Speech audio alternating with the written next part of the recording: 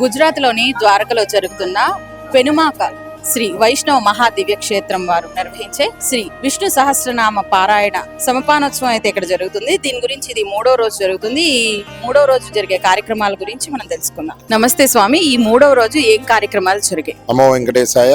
5 రోజులు జరిగేటటువంటి పంచకామ్య యజ్ఞములలో 3వ రోజు విద్యాకామస్య విధి అని పిలువబడేటటువంటి పర్యాయంగా సరస్వతి యజ్ఞంగా చెప్పబడతాం. అటువంటి సరస్వతి యజ్ఞాన్ని ఈ రోజు రాత్రి పూర్ణాహుతితోటి పూర్తి చేయడం జరిగింది. దీంట్లో భాగంగా సరస్వతీ దేవిని ప్రధానంగా చేసుకుని అమ్మవారికి చేయవలసినటువంటి ద్రవ్య ఆజ్య ఆహుతులను సమర్పిస్తూ రాత్రి రోజుకి ఒక సంఖ్యతో కూడుకున్నటువంటి ఆజ్యాహుతులను 11 హోమగుండాల్లో పూర్తి చేసి ప్రధానంగా 5 హోమగుండాల్లో ఈ కార్యక్రమాన్ని జరిపి పూర్ణాహుతి చేయడం జరుగుతుంది.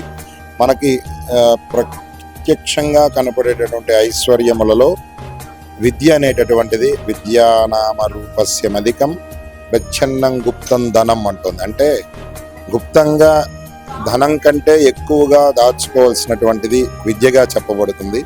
అందుకనే విద్య విదేశ బంధుకరి సదా అభయకరి అని మనం ఎక్కడున్నా మనకు సంబంధించినటువంటి విద్య ద్వారా అన్ని చోట్ల బంధువులని, మిత్రులని, శ్రేయోభిలాషులని, ఇష్టులని సంపాదించుకోగలిగినటువంటి శక్తి విద్య ద్వారా వస్తుందని, అందుకనే స్వరాష్ట్రే పూజ్యతే రాజాన్ విద్వాన్ సర్వత్ర పూజ్యతే అని చెప్తోంది నీతి శాస్త్రం. రాజుగా ఉండేటటువంటి వాడు కూడా తన రాష్ట్రంలోనే గౌరవింపబడతాడు, విద్వత్తు కలిగినటువంటి వాడు ఎక్కడికి వెళ్ళినా పూజింపబడతాడు అని చెప్తోంది. దాన్ని అనుసరించి ఇప్పుడుండేటటువంటి యువతరానికి, ఇప్పుడుండేటటువంటి వాళ్ళందరికీ విద్యను ప్రధానంగా అందిస్తూ దాంట్లో ఆటంకం కలిగేటటువంటి వాళ్ళకు నిరాటంకాన్ని కలిగిస్తూ వాళ్ళు ప్రత్యక్షంగా ప్రిపేర్ అయ్యేటటువంటి పరీక్షలకు కానీ వీటన్నింటికి వాళ్ళకు కావలసినటువంటి స్థైర్య ధైర్య ఆలోచనలు అందించడానికి ఈ యజ్ఞం చాలా ఉపయుక్తమవుతుంది.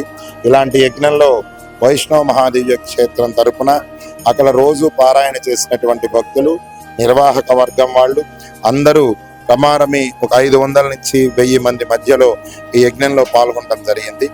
ఈ యజ్ఞము రేపు ఉదయం జరిగేటటువంటి ఉత్కృష్టమైనటువంటి ఆయుష్ యజ్ఞం. మనిషికి ఆరోగ్యాన్ని అతి ముఖ్యంగా మనం కాపాడుకోవాల్సినటువంటిది. దానికి సంబంధించిన యజ్ఞంలో రేపటి రోజున ఆజ్య చెరు అభూపములతోటి సమిధలతోటి 7 రకములైన ద్రవ్యాలని మనం యజ్ఞంలో సమర్పణ చేస్తూ ఆ యజ్ఞం కూడా చాలా చక్కగా జరగబోతోంది. అందరూ భక్తులకు స్వామిని ఆరాధించే వాళ్ళకి లోకశ్రేయస్సు అందించడం కోసం ఈ యజ్ఞాలను 5 రోజులు ఇక్కడ చేయడం జరుగుతుంది. నమో వెంకటేశాయ.